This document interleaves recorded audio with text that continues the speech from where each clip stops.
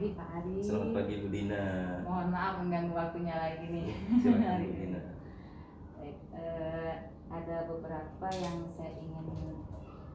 Aduh deh, ini kacamata nggak enak banget. Gak apa-apa, ntar tak potong. Diulang aja, diulang. Dari baru mulai.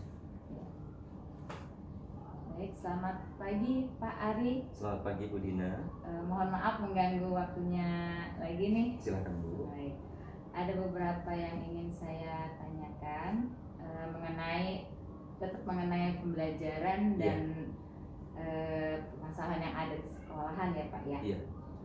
Dalam kegiatan pembelajaran kita tidak terlepas ya dari penggunaan model, metode ya dan media ya, yang mana jika digunakan dengan tepat juga akan meningkatkan motivasi belajar siswa sehingga dapat meningkatkan hasil belajarnya. Iya. Dari sekian banyak model-model pembelajaran nih Bapak, menurut Bapak model pembelajaran yang seperti apakah yang dapat digunakan untuk meningkatkan hasil belajar siswa kita? Baik Bu Dina, untuk menjawab ini kita harus memahami bahwa banyak sekali model pembelajaran yang bisa kita terapkan. Intinya adalah harus merangsang siswa itu untuk berpikir aktif, terus kemudian harus menuntut siswa untuk berkolaborasi dengan teman-temannya, jadi aktif, kolaboratif. Ya. Terus kemudian harus merangsang siswa itu untuk mengeksplorasi lebih banyak lagi materi yang dipelajari saat itu. Kemudian merangsang siswa juga untuk bisa mengkomunikasikan apa yang ada di dalam pikirannya, ide-idenya, menuangkan ide-idenya, sehingga pembelajaran itu menjadi lebih bermakna bagi siswa. Seperti itu. Jadi intinya tetap kepada minat dan jadi harus merangsang motivasi siswa itu harus lebih meningkat dengan model pembelajaran yang kita ambil ini Bu. Kalau menurut Bapak nih, kira-kira satu saja apa nih Pak yang anak-anak tuh lebih bisa aktif gitu? Oh iya, kalau yang saya biasa terapkan di kelas itu problem based learning Bu. Iya, problem based learning, atau bisa juga project based learning.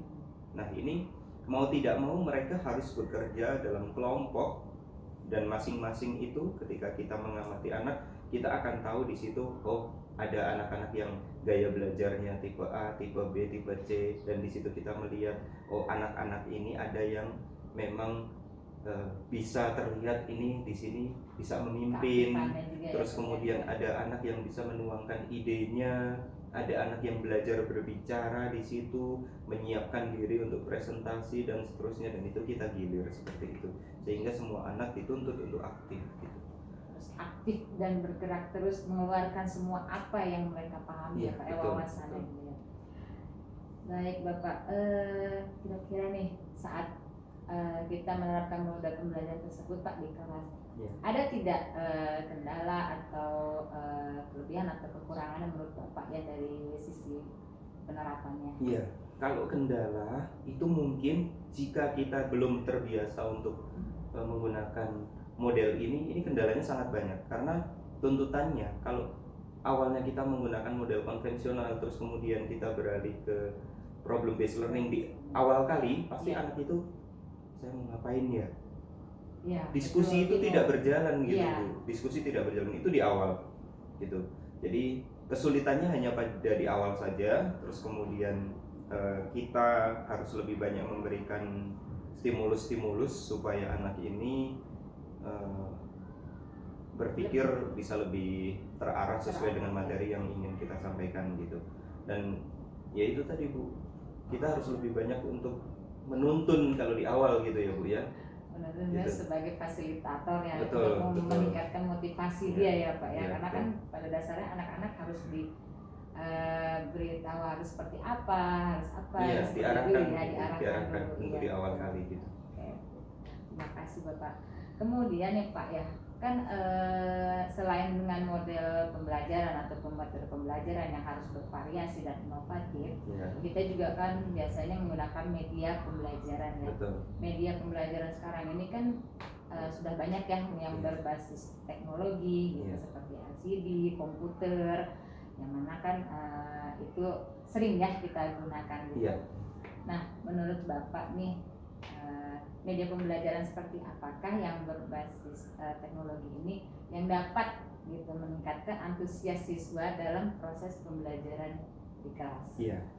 Karena di kelas itu rata-rata gaya belajar kita, anak-anak kita itu ada visual, auditori, kemudian kinestetik, maka yang paling cocok menurut saya adalah yang bisa mengcover 3 gaya belajar itu, terutama untuk audiovisual ya Bu ya. Iya. Media audiovisual, misalnya dengan video, dengan pembelajaran atau dengan media interaktif, nah seperti itu.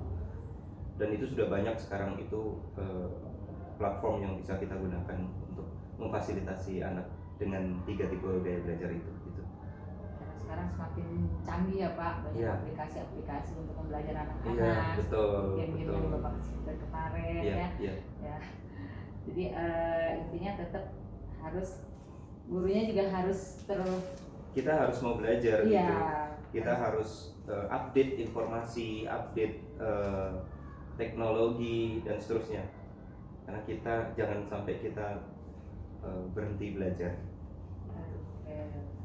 Jadi intinya solusinya adalah tetap guru harus mau belajar, Iya, mau terus meningkatkan kompetensinya betul. untuk meningkatkan motivasi siswanya Iya. dalam belajar, sehingga hasil belajarnya juga meningkat dan siswa antusias dalam Betul. pembelajaran. Iya, Bu Dina. Kira-kira nih Bapak nih ya, dari beberapa tadi media informasi tadi ya Pak ya, ada nggak sih kelebihan dan kekurangannya Pak saat penerapan di kelas itu Pak? Banyak Bu. Kalau untuk kekurangannya dulu ya. Iya. Kekurangan dari media itu sebetulnya yang pertama, kita memang harus ekstra untuk menyiapkan waktu itu ya Bu ya. Apalagi kalau misalnya di kelas itu tidak tersedia misalnya proyektor yang memang sudah menempel, Ya, sudah siap ada gitu ya, ya. sudah siap Jadi kita pakai. harus membawa portable sendiri, menyiapkan itu, dan ya itulah kekurangannya seperti itu. Terus kemudian selain butuh effort itu, kita juga butuh Mungkin jaringan Pak, wifi jaringan. ya. Nah kalau misalnya seandainya di sekolah itu tidak tersedia, Iya, betul. ya kita harus menggunakan milik kita sendiri, jaringan kita sendiri. Iya. Tuh, terus kalau kelebihannya, jangan ditanya. Kalau kelebihannya pasti siswa itu lebih tertarik, lebih termotivasi. Kalaupun tidak dengan materinya ya dengan medianya, kan gitu ya. Yang penting ada ketertarikan dulu. Nanti ketika kegiatan pembelajaran itu sudah berjalan, pasti nanti siswa juga akan tertarik ke dalamnya. Yang penting motivasi awalnya siswa tertarik dulu, entah tertarik pada medianya, entah tertarik pada alatnya dan seterusnya. Yang penting ada itu dulu, motivasi dulu. Ya, mungkin itu ya Pak ya, kekurangannya tadi ya, kita butuh waktu yang Iya, betul, menyiapkannya. betul. gitu kan. Waktu dan usaha lebih. Iya. Baik Bapak, terima kasih Sama-sama, Bu Dina. atas waktunya. Mudah-mudahan bermanfaat untuk saya Iya. dan juga mungkin untuk teman-teman lainnya yang menonton video kita. Oke. Terima kasih Bapak. Iya, terima kasih Bu Dina. Selamat Terima pagi. kasih, selamat pagi ya. Udah Pak yang penting